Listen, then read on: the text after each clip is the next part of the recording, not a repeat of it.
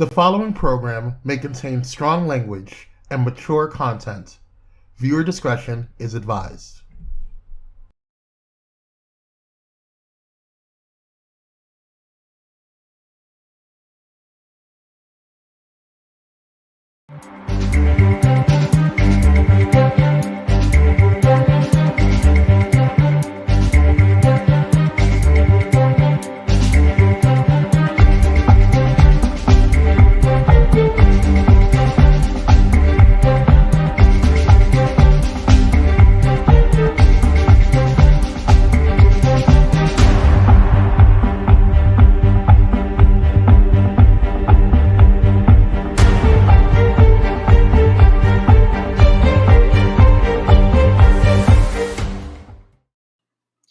What's going on, everybody? So on today's show, honey, the people have tried to keep your boy from you, but I'm here.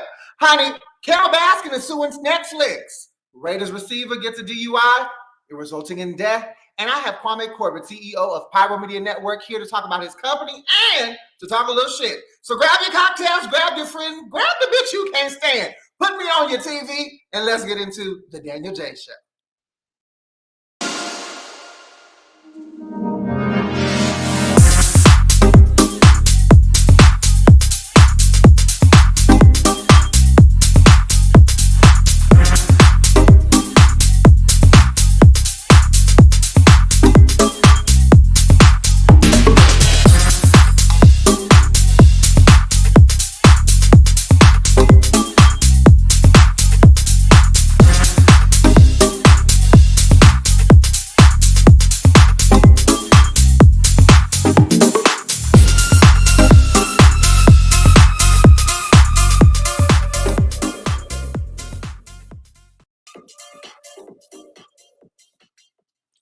What's going on, everybody? It's your favorite host, Danyol Jaye. Look, let me tell you something, child. Okay, today has been a day. Okay, the people, the hate-ass, bitch-ass, puss-ass people, honey, they have tried to keep me from you. But we move forward, honey. We move on and upward, and we stomp them bitches on the ground. Why? Because they could never be us. Duck, goose, bitch. Look here. Carol Baskin is suing Netflix because she says, look, you made me seem like I spared my fucking husband to these lions and tigers and bears on mine in the last Tiger Heat, or whatever the hell it was called. And this go round, they're doing a part 2 of season 2, and a lot of the footage that they used was footage that they did not use in season 1, that they're trying to put into season 2. And Carol says, y'all are trying to paint me to be this horrible woman. You're trying to paint me to be these horrible things, and I'm just not that person. And so she's going through with the lawsuit. Now, I did not watch Tiger King. That's what it's called, not Tiger Heat. Tiger Heat is a strip joint that people used to go to back in the day. Don't ask me how I know that, but I know a lot of the men that used to work there. Tiger King. I didn't watch Tiger King because I didn't have no fascination with some white motherfucker and some big cats that was gonna chew his ass up either fucking way, whether Carol had anything to do with it or not. And so, but I saw all the memes, or as you know, some of the people say, the memes. I saw the memes and the gifs and the gifs and all those things, and they were absolutely fucking hilarious. But it basically turned what started out as a nice little family documentary turned into a secret investigation on Carol's ass.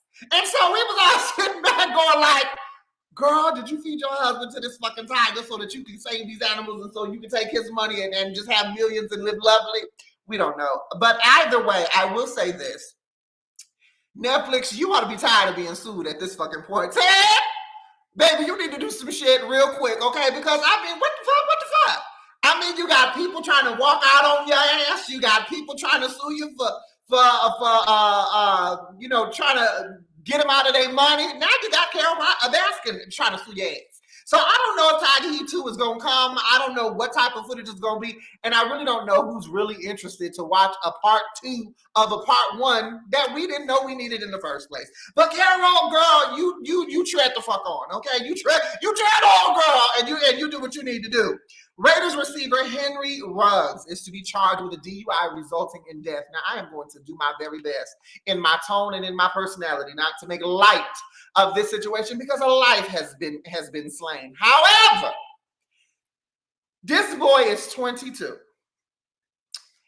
And because you decided that you was gonna drive your fucking car into somebody else and kill one of the two people that were in that car, we don't know what the fuck your career is gonna look like. And you had the money to get an Uber. You had the money. This is why you don't drink and drive, okay? If you're high, I don't give a shit if you high off of weed. Okay, if you are impaired, you should not be operating a vehicular device. At the end of the day, this is why it is so important. If you are able to give your keys to a friend who is sober, if you are able to get an Uber or a Lyft, or fuck, go old school, get a fucking taxi. But this little boy at 22 years old is facing these charges. Now, the NFL has come out and has made a statement, has apologized to the family for their loss, which is some bullshit. I'd be like, fuck you and your apology, okay? And the horse that your apology rolled the fuck in on. Because you can't give me my person back. You know what I'm saying? Like, there is a life that has been lost and another life that was in that car that has been injured. So I don't know what to say to Henry outside of child. I hope you got some really fucking good lawyers because, whomever is on the slab, if I was related to them, I'd be coming for you and the NFL. And let me say this, we've seen it time and fucking time again where the NFL will, NFL players get away with a lot of shit. We've all seen that. We know that it is to be true. The NFL is going to stick with you until it starts fucking up their money, and then you're gonna be out there by your fucking self. So you better get ready for that. You better get ready for that.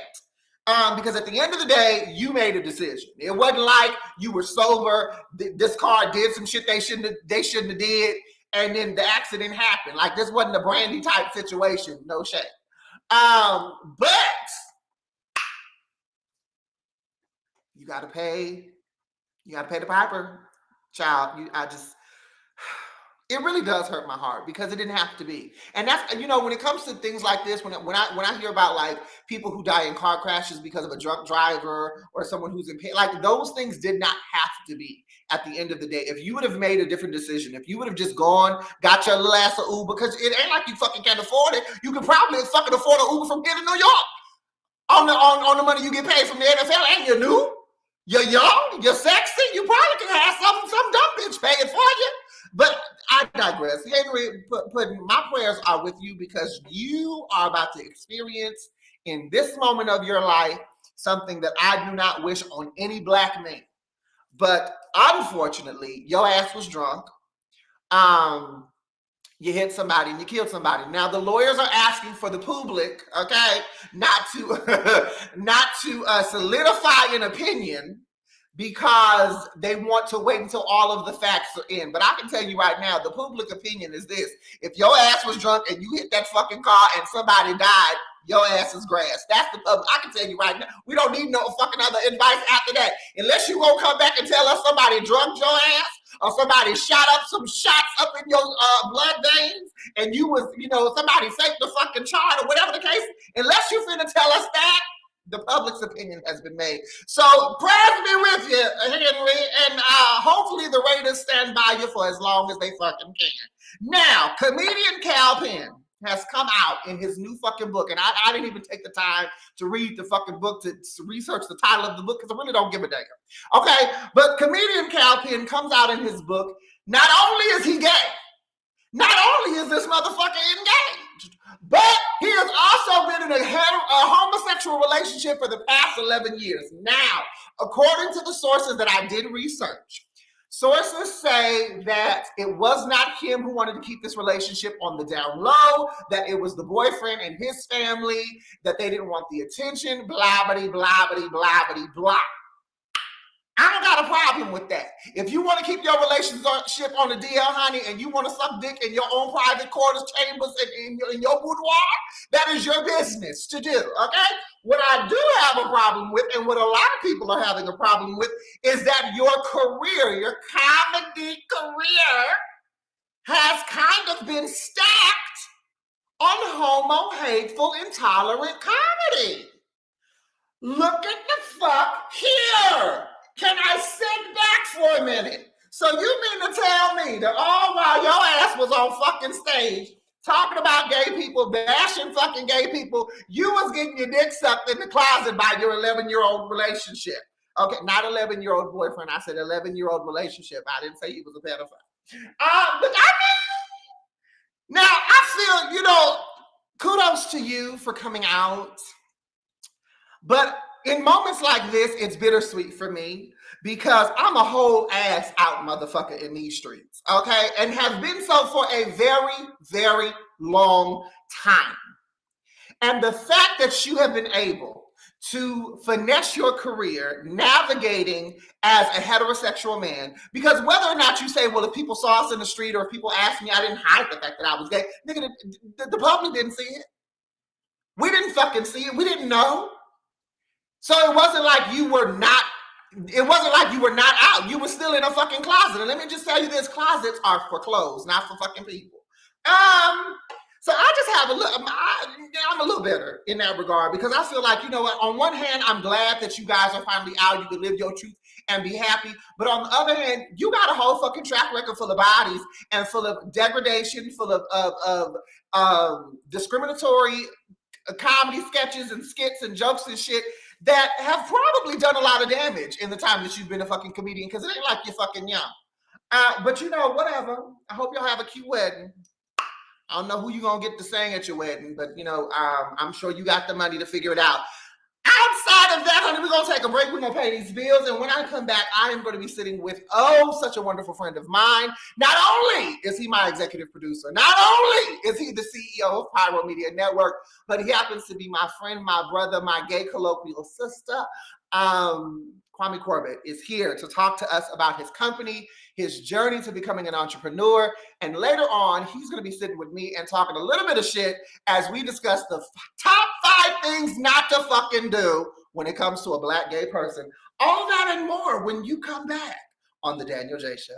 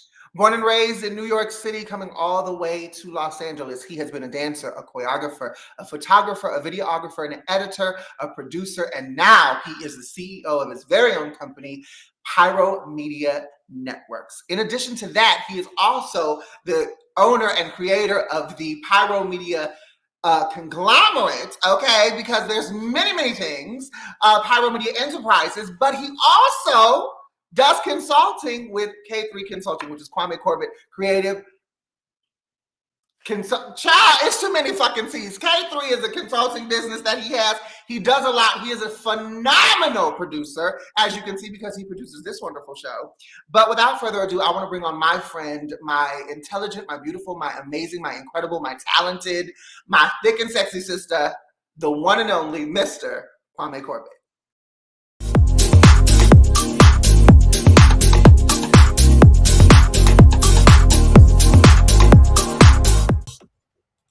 Hi. What's going on, sir?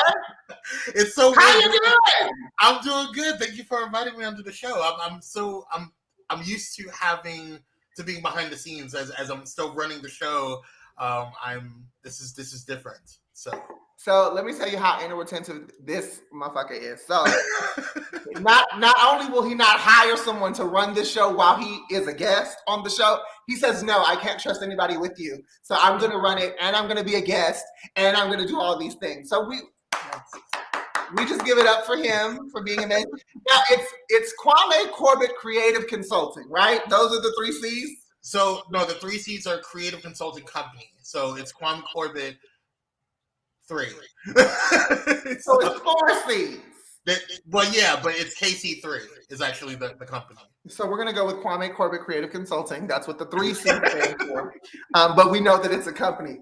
Tell me about, I want to jump right into just the journey of you. So I met you, I can't even say in the middle of your life. I met you kind of at the beginning of this venture, like of you creating, what we now know as Pyro Media Network. Mm-hmm. But how did you come to Los Angeles? Tell us about growing up in New York, being a dancer, being a choreographer, because you've had businesses like throughout your life. Like this is not new to you. No. So what has that journey been? So I was originally born and raised in New York. And a lot of my journey onto just coming from the West or the East Coast to the West Coast has been primarily because of the Army. I joined the Army and served the country, and I moved from there. They pulled me. I don't understand why. Like I went from the East Coast. Like they just said, "Hell, you were born and raised in New York. Let's just put you on the other side of the country." And so I went and joined the military, and they stationed me in Fort Lewis, Washington, now known as Joint Base Lewis McChord. And so, yeah, I trickled my way down from Fort Lewis to Seattle, then all the way down to LA. And I don't know, moving to California was a really good decision. I was actually going to go back to New York, but I just kind of decided to stay here. And the West Coast has treated me well. Come on, because the West Coast is the best coast. Yeah, I'll get into it. So you were in the military. Mm-hmm. Tell us about that experience, because I know you to be a very openly queer man. Yes. And I am going to assume that at the time that you were in the military, that was not something that you could necessarily openly be. Yes. So how did you navigate that, and how old were you? I joined the Army when I was 19, 20. I just turned 20, yeah. And I had joined the military, and that was right before, it was like on the tail end of the Bush administration. And so we didn't know what was going to happen with Obama. I think I stayed in there for about a good year and a half before Obama came in. And it was very much, we're not going to talk about it. I think a lot of people don't realize that the entire policy of don't ask, don't tell, it was don't ask, don't tell, don't show. So it wasn't like you could, you couldn't tell anybody about it. You couldn't show, you couldn't tell, nobody can ask you, but you also couldn't show. So whatever the stereotypical things of, femininity or homosexuality or whatever the stereotypical gay man was, you couldn't show that. And you couldn't kiss anybody, the typical things that the cishet, negative cishet versions of the world, do. So being that you are in this space, serving our country, I know that you've also been deployed. So you've literally protected this country in different stages of I want to say war, but it sounds so foreign, but that's what it is. In different stages of war. When it was time for your term to end, where was your mindset? What were you looking to do?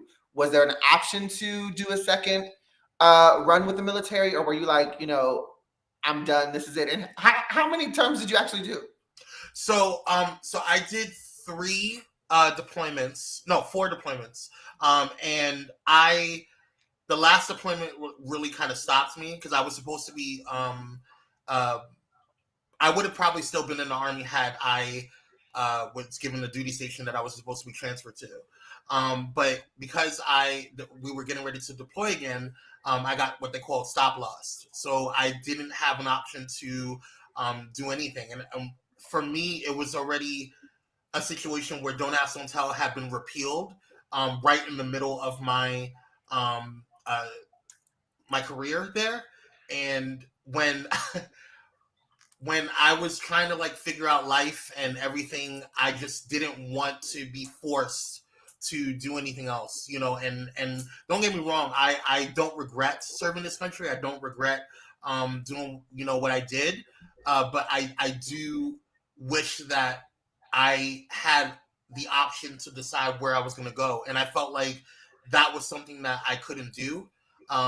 You give up a lot of freedoms, you get paid a lot, but you also give up a lot of freedoms in when you join the military. And so part of that is stability. Part of that is really setting roots somewhere. And that's one of the things that I really enjoyed about growing up in New York, is that family and friends and everyone was there, and I developed roots there.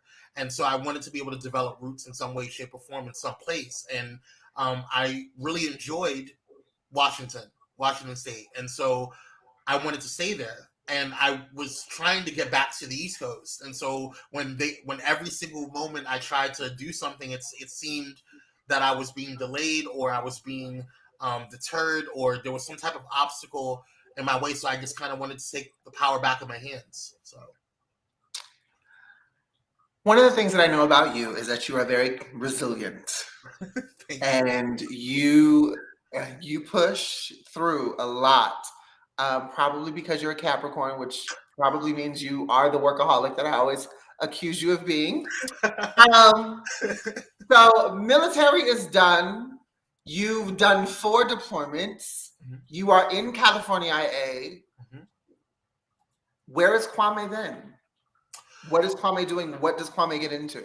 Kwame goes back into what he used to be before he joined the military, and that was being an activist for cannabis. That was going back into dance. That was being like, it was kind of really. I found who I was getting out the military. I felt like I got stronger in the military. I felt like I was able to really understand that there's nothing that I can't do, and my resilience and my push and my boundaries were pushed to its limits and beyond. And I've realized that there's literally nothing that I cannot do, and I held on to that and moved on into whatever I wanted to do. Now I had the freedom to do whatever I wanted to do. So now having that option, I wanted to get back into dance. I wanted to start companies, and I wanted to explore the world. I wanted to let people know so much about what I believed in, and not have to feel like I was muffled. And that's one of the reasons why, like, one of the ethos of Pyro Media is creating a safe space for our creatives, our talent, and people who want to join the network and start a show and have a voice. So I realized throughout my life, that was the start. When I left the Army, that was the start of me desiring to create safe spaces with people. What are some of the shows that you currently have on Pyro Media Network? Like, well, I can't ask you what I want to ask you, which is, what are your favorite shows on Pyro Media Network? Because I do not have favorite shows on Pyro Media Network. You can't be biased. I mean, I'm sure Danyol Jaye is one of them. But what are some of the shows that people can enjoy on your network? So we have an array of shows, and I'm glad that you can't see that there's a little whiteboard over there. That's our network board, where my network schedule that I have. I'm in the office, so I apologize for the lots of paperwork all over the place. But we have the Danyol Jaye show, which we're on right now, one of our newest shows, and is currently reigning top at the moment. So congratulations.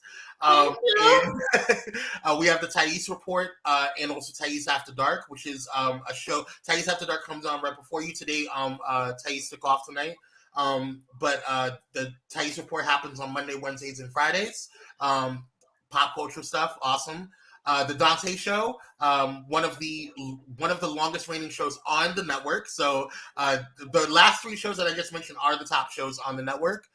We also have Nicole D. Vick Live, which happens once a month, but she also has an IGTV show on her page called Pushing Through, and she does that with her daughter. It's a hilarious but also amazing show. Definitely check that out. Titan Capri, love him. He is like my motivating cup of Joe, if you will. He when you're feeling down, Titan will make sure that you are zenned out. He is a spiritual doobie, if you will. So not a spiritual doobie. Okay, He is definitely a breath of fresh air when it comes to motivation. He is a huge HIV prevention and AIDS activist. And yeah, he does a lot of work in public health as well. And so we also have there's so many shows. Eureka, Beautiful Bling by Eureka Madden. She has a boutique. She sells paparazzi jewelry, and she's been doing really, really well on the network. And I call that our QVC show. Like QVC, yes. It's very much that. She shows you the things. Yes. She gives you the pricing, honey. Yes. You call in, make an order. It's very QVC. It's very QVC. Now, I want to have a narcissistic moment because I want to get into how you and I met. Okay. And I love how you tell the story because my version is a little different. All right. But I want you to tell the people how we met. Okay. So, one of the shows on the network, The Link, is a collaboration between Pyro Media Network and APLA Health. And APLA Health has a program called Healthy Him. And they did I think it was the Red Gala. Was it the Red Gala? Yes. Okay. So it was the Red Gala, which is one of their annual events that they have every month, or excuse me, every year. And it's in.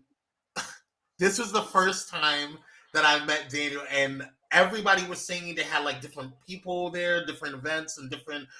There was awards given. It was a beautiful night. It was a really fun night. And I had just started out, I think, being an ambassador for Healthy Him. And just for clarity, the Shades of Red Gala was something that APLA, the prevention department created. Dante Morrison of the Dante Show started to honor and acknowledge World AIDS Day, which is on December 1st every year. So these awards and these accolades were given to people who were either influencers, people that have really done a lot of community work within HIV prevention and HIV education. So beautiful event, beautiful event. And this was the first one that had ever been done. This was the first annual one. Yeah, it was a big deal for APLA. It was a big deal for Healthy Him. It was a big deal for the public health community and the Black LGBTQ community within LA. Very much. So it was packed pre-COVID.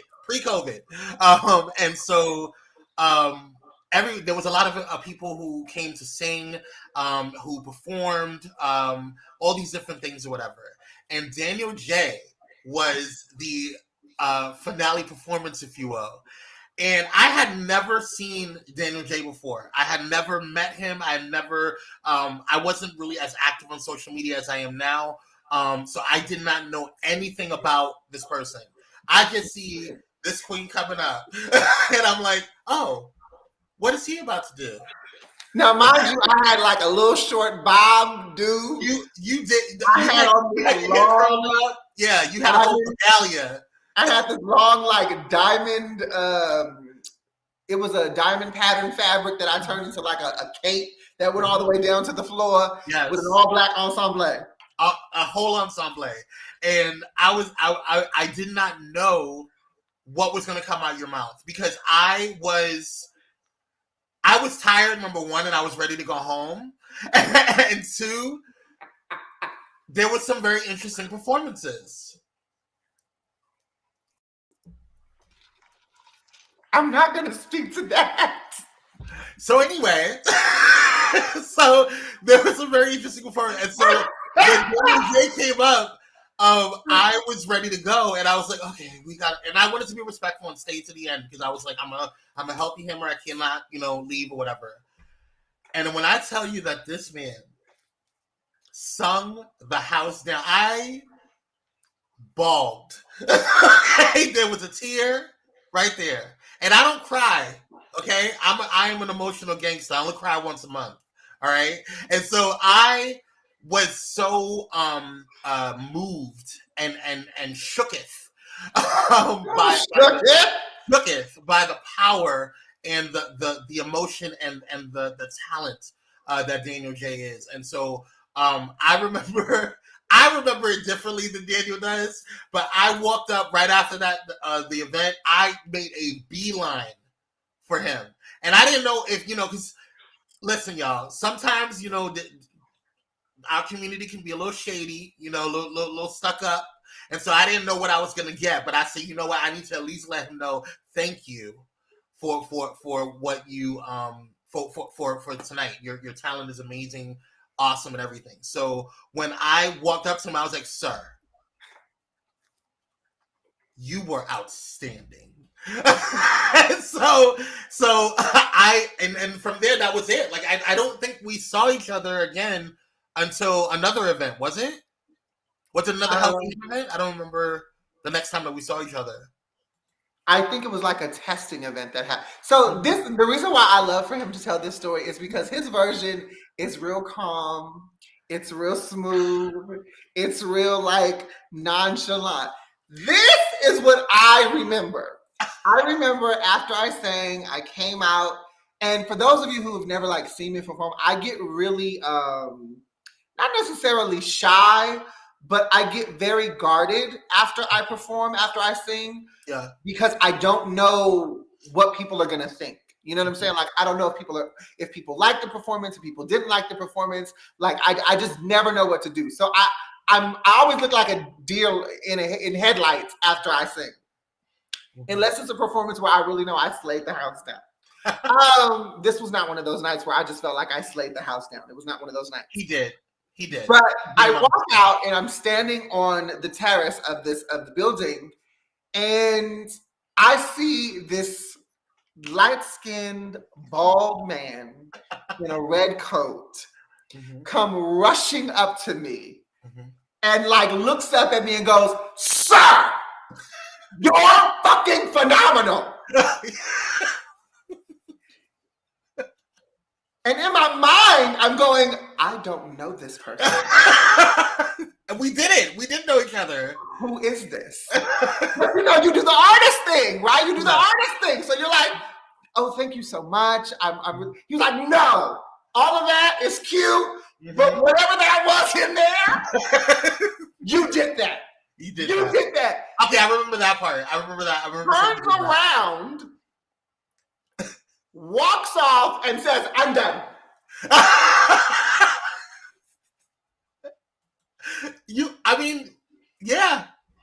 Yeah. Again, in my mind, I'm thinking, who the fuck is this man?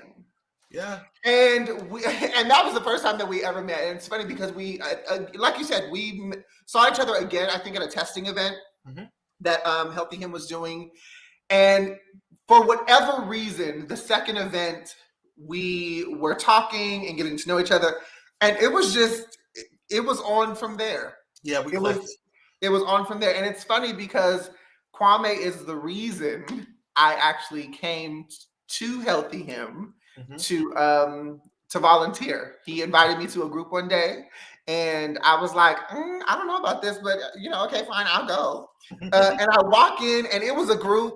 They was all talking about their personal business, and I looked at Kwame and I said, Kwame, now I don't know what this is, but it seems real deep. And I just feel like I should go because they're talking about some personal shit. They might not want a new bitch in the room. And with his plate, with his little sandwich, his little Subway sandwich, he'll be fine. It's fine. They don't give a shit. Yeah. Okay. And the rest is history. Yeah. But I have to say, before we go to commercial break, Kwame is the reason that there is a Danyol Jaye show. I was not looking to do a talk show, and as a creative, and you can speak to this because you've been there, you've gone through the creative process hundreds of times, you've built things, you've moved on from things evolve and things grow. As a creative individual, you get into a space where it's like, I should have made it by now. You know what I'm saying? When I was a kid, I thought by the time I hit my 30s, honey, I'd be a household renowned singer around the world, making millions, winning Grammys, Tonys. I was going to be an EGOT. Like, I was going to be the first mixed queer EGOT holder ever. And child, I'm sitting here at 36, and that's not the case. And so when Kwame was like, what are you doing? Like, what do you want to do? And I said, I don't know. I said, at this point in my life, I've done a lot. Like, I've done the acting, I've done the singing, you know, I've traveled the world singing. I don't know. I think I'm burnt out. You know, I love doing commentary. And he was like, well, why don't we create a show?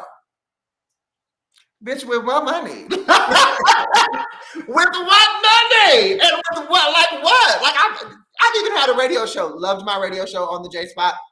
Loved it. Had good times. But a talk show is different.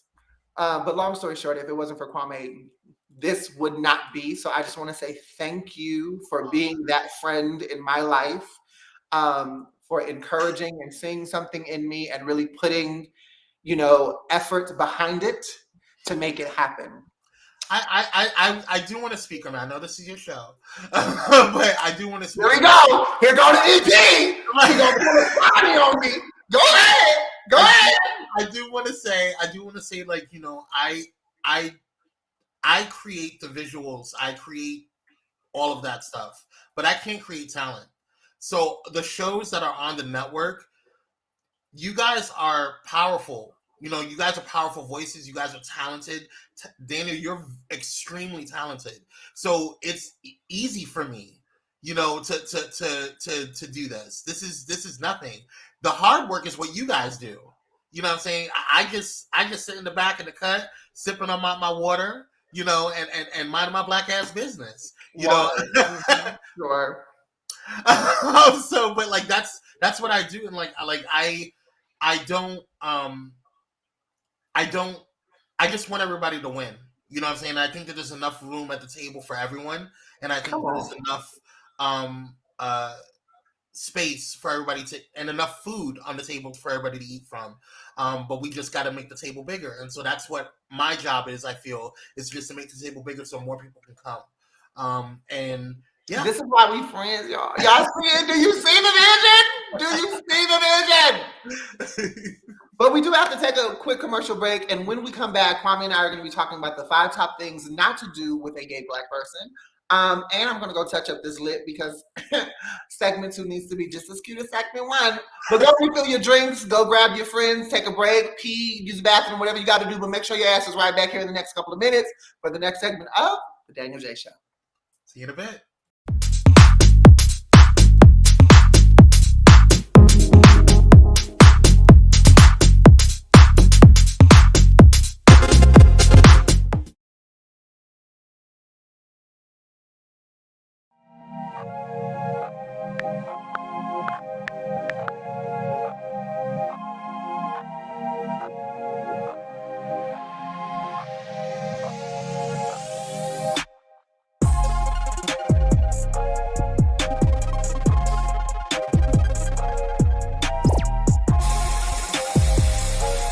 It's a Friday.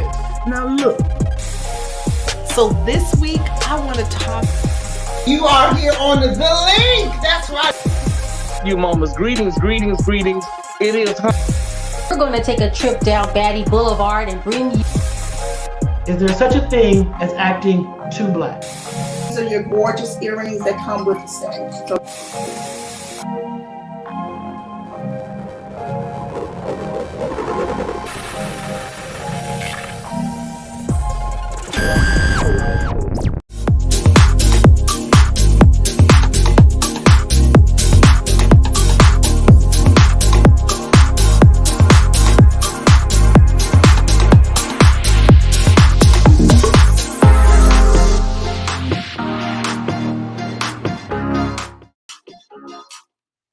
Welcome back. You are watching The Danyol Jaye Show. If you want to get any information about being a guest on one of the shows here at Pyro Media Network, or if you feel like you have a show that fits the Pyro Media Network family, make sure that you are going to pyromedianetwork.com, submit a contact request, and someone will get back to you with all the information that you need. Again, that's pyromedianetwork.com.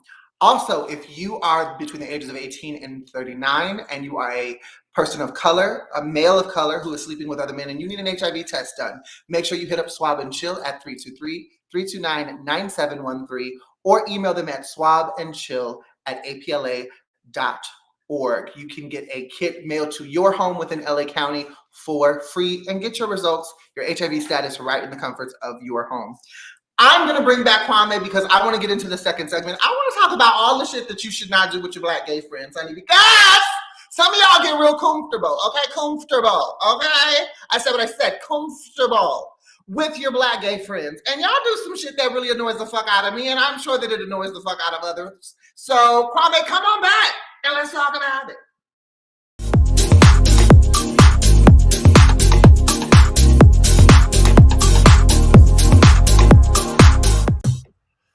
Okay. You look nervous? Why you look so nervous? Because Daniel, I know you can. Why you look nervous? Why would I be nervous, Cal? You want to go first or you want me to go first? You first, of course. Okay. One of the top 5 things, we're going to start with number 5 for me. It's the word hunty. Please stop using this fucking word. Yes. Every time you see your Black gay friend. Every time. Like, have you ever had that people like, especially, and I notice it's always cishet women, like who they feel like, oh, I'm down with the gays. Yes. And they meet you, they see you, they think you're beautiful, they think you're handsome, especially if you're effeminate. Like if you show that you're just a little bit effeminate and you're Black and you're gay, it's like, oh, yes, hunty, yes. Yeah. And I'll be looking at you like, no, bitch, no. Have you ever had that happen to you? Too much. How do you navigate it? How do I navigate it? I kind of ignore it because it's like I don't have time to deal with it. And so if it gets to the point, it's usually if it's a Caucasian white woman, I tend to get really irritated because they overemphasize it. If it's one of our sisters, then I'm like, typically they don't go that far. It's usually a white woman that does it. And so like that's what I've noticed in my experience. They're like, oh yeah, hunty, and then they really get really like it's too much. What is something that people do towards Black gay folks that you feel just needs to stop? What would be on your top 5 things? Not to do. In no particular order? Well, just give us one. Give us the most annoying to you. The most annoying to me is treating us like we are some type of like accessory. Like, oh look, that's my gay. Excuse me? Like, I'm sorry, what? I'm not. You're gay. I'm a gay. I'm not your gay. You didn't purchase me in Gucci, okay? Like that irritates the hell out of me. I always say I don't like to be I don't like to feel like I'm your puppy in a purse. Yes. You know what I'm saying? Like I'm the cute little thing that you kind of tag along with because you want people to say, "Oh, look, I've got one of the gays." Yes. And it really annoyed me on Real Housewives of Atlanta the one year that Nene did the girls and gays event. Honey, I would have declined like Noxema Jackson into everything Julie Newmar. Honey, I declined because it was like, oh, it's so, first of all, the gays. We are not the gays, first the fuck of all. No. But it's that concept of like, we're this accessory, like you said. I'll never forget, I was working Long Beach Pride one year. And I was taking notice of all, because for those of you who don't know, Long Beach Pride is one of the biggest pride festivals that happens here in Los Angeles County. And everybody comes to this event. Like not only are people who are a part of the LGBTQIA plus community that come to this event, but also supporters of the LGBTQIA plus community, and a few haters and protesters as well. Of course. But I was working it one year, and I was just noticing how every straight person that was there to support was going to the most flamboyant person and wanting to film them doing something gay. Yeah. And I was just sitting there like, and it's frustrating because then you're treating us like we're a caricature, you know, like yes, that's or it's like I'm just waiting for them to come to us and say like, do something gay, you know, do something gay, you know, you're gay, do something gay. Can you do something gay today?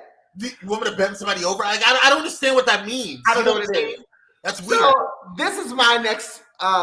This is what going to be number 3. So we did 5, 4, 3. This is number 3. Number 3 for me is stop trying to hook us up with someone simply because they're gay. Yes. Please don't do that. No. I cannot tell you how many times I've had friends go, oh my God, I think that you and my friend would be so cute together. Like he's gay and you're gay. Yeah. And I'd be like, bitch, would you date him? Right. If you wouldn't, why do you think I should? Would you fuck him? Let's ask that question. Because if you wouldn't take him down in the boudoir, honey, bitch, neither would I. Right, okay? right. I can give you a slideshow of the men that I have had and a slideshow of the men that I enjoy. Baby. And I can guarantee you, your little friend Cody is not one of them. Can I have it like a caveat to that too? Sure. We don't all know each other, okay? We don't all know each other, okay? I don't know Paul from freaking Palm Springs, okay? I don't know them.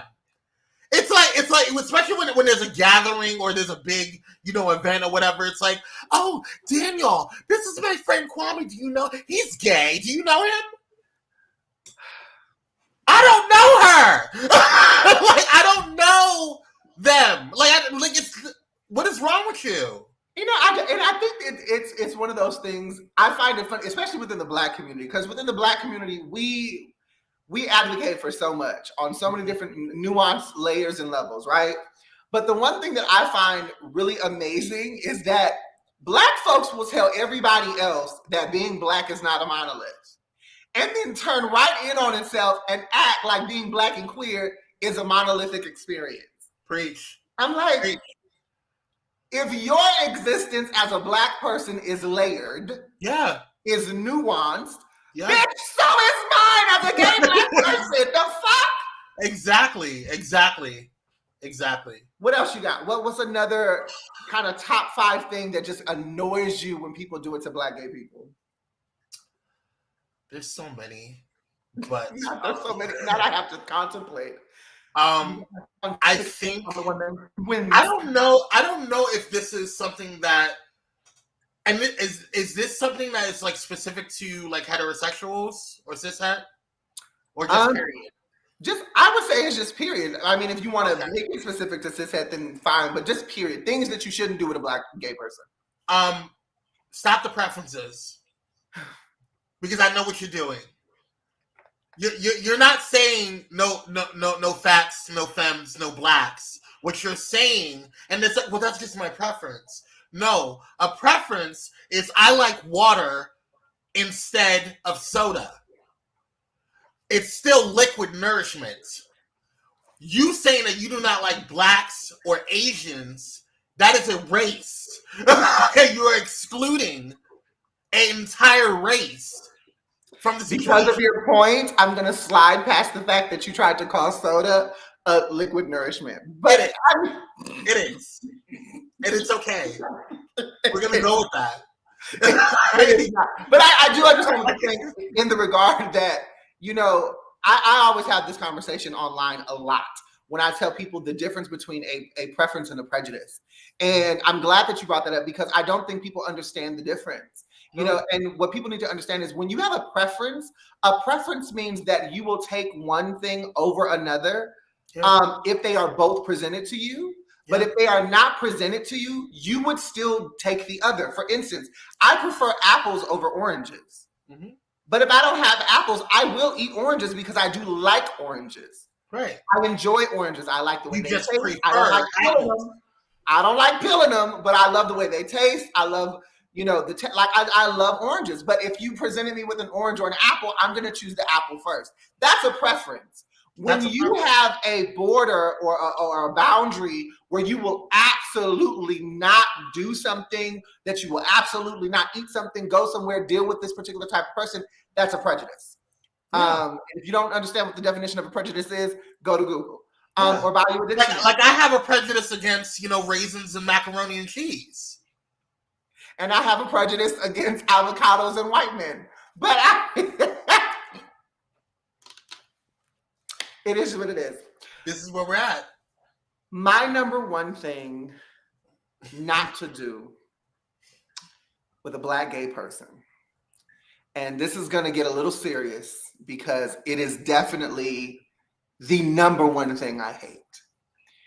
Stop asking us to choose our Blackness or our queerness. Yes. I don't care what you think I am first. Yeah. Whether you say, well, you're Black first or you're queer first. That is not for you to decide. Mm-hmm. And at the end of the day, I am Black and I am queer. Mm-hmm. And I have to navigate that existence at the same fucking time. I don't get to go out today and advocate Black and go out tomorrow and advocate queer and take a rest on fucking Sunday. Like, this is who I am all of the time. And it really bothers me when, especially within the Black community, when we look at cishet folks within the Black community, it happens quite often. And if you don't believe me, just look at my comments on Instagram under most of my videos. But that would be my number one. What are your thoughts on that, Kwame? No, I absolutely agree with you, and I think one of the frustrations that I run into when it comes to something like that, yes, I get it. I know that the first thing that people see from me, in my experience, is my Blackness. But there's still so many facets of me, and what's frustrating for me is it triggers that intersectionality. I'm not Puerto Rican enough to hang out with the Puerto Ricans. I'm not Black enough to hang out with the Blacks. I'm not gay enough to, feminine enough to hang out with the queens. I'm not butch enough to hang out with the tops. You know what I'm saying? So there's intersectional issues that we bring into ourselves in our community, and that's one of the main reasons why I think that we are having difficulty uniting in a block mentality. I think it's a huge problem, and it's very triggering for me when I hear stuff like that. Well, Kwame, I want to thank you so much for being a guest on my show. Thanks for having me. I want to say that I love you sincerely as my friend, as my brother, as my sister. You've been a long ride. I just absolutely adore you. Tell people where they can find you, where they can know more about you, and how they can get involved with what you're doing. Yeah, so you can find me and all the things that Pyro Media is doing, bless you, at www.pyromedianetwork.com. It's showing on all of our shows, so you'll see it running across the banner for the Danyol Jaye Show. But you just not only just check out and support the Danyol Jaye Show, but also support all the other shows as well. Because, when one show rises, we all rise. And that's the goal. So if you guys need, if you don't even want to do a show, like if you don't want to have a show like the Danyol Jaye Show, but you want a commercial for your business, or you need a promo, or you need social media management or social media content, or anything that is business related that you need business essentials, you can contact, still go to the same website, www.pyromedianetwork.com, get a free consultation, and I said free, so we can assess what's going on with you and help you out and hit those business pain points. But we have a production company, we have a consulting company, I have a strict program. I've worked with Sephora. I'm not new to the game, right? This is not my first time at the rodeo. Okay. Come on, honey. All right, so I work. I know how to win the hard way. Come on, girl. And like my shirt says, I am a living testimony. I have been through so much, and I know what the entrepreneur goes through. So and the host goes through. You know, it's not easy to do what Daniel's doing, and it's not easy to run a business and start a business, especially now. But there's ways to do it, and there's smart ways to do it. So let us take you to the next level. That's all I want to do is just help. Regardless of how easy I make it look, honey, this is work, honey. There is training to be had. Okay. Well, thank you so much. We're gonna let you go, but we're gonna come right back with it's time for Hey Pudding, and I got a special one for you. Oh, Hey Pudding. Enjoy, guys.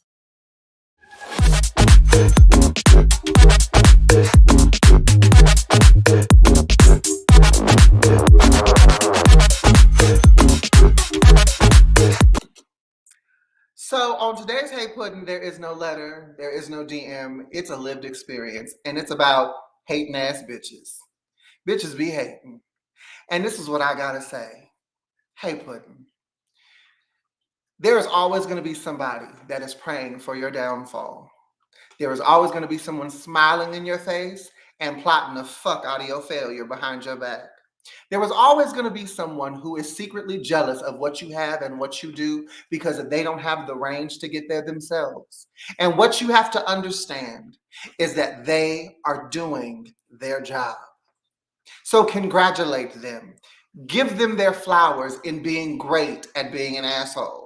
Give them their due in being a wonderful, bona fide, gold-plated bitch, because their prayers of failure for you will turn into the steps that you will take to get to the greatness that God has for you. Because what is for you is for you, and can't nobody fuck it up but you. So let them hate. Let them look upon you in amazement when you strive for greatness and you achieve greatness despite the obstacles they put in your way. I want to thank you all for tuning into the Danyol Jaye Show. If you have a question or comment, or if there's something that you want me to discuss here live on Hey Puddin', you can reach us at heypuddingcrew@gmail.com. And all of your letters, your questions, and things like that, I will choose from them every week and read it live here on the show. Make sure you tune in next week, Thursday, 9 o'clock Pacific Standard Time, as we always do, because I'm going to be sitting with CEO and organizer extraordinaire, Miss Tanisha Porter. This woman has been all over the news. She has been in all kinds of magazines, from celebrity clients to business clients. She's been all over the country organizing people's homes, closets, garage. She's good. And she's going to be here to talk about all of it, to talk about her journey, to talk about her inspiration. And I am just going to enjoy that because I also get to call her my auntie. So shout out to Tanisha Porter next week right here. As I always say, you are marvelous. You are magnificent. You are incredible, phenomenal, awesome, and amazing, miraculously made in all that you are and in all that you will be, in the best version of yourself. But if you decide to be mean, malicious, and cruel, do that shit in the room by your fucking self. And don't send nobody no invites. I'm your host, and you've been watching The Danyol Jaye Show. See you next week.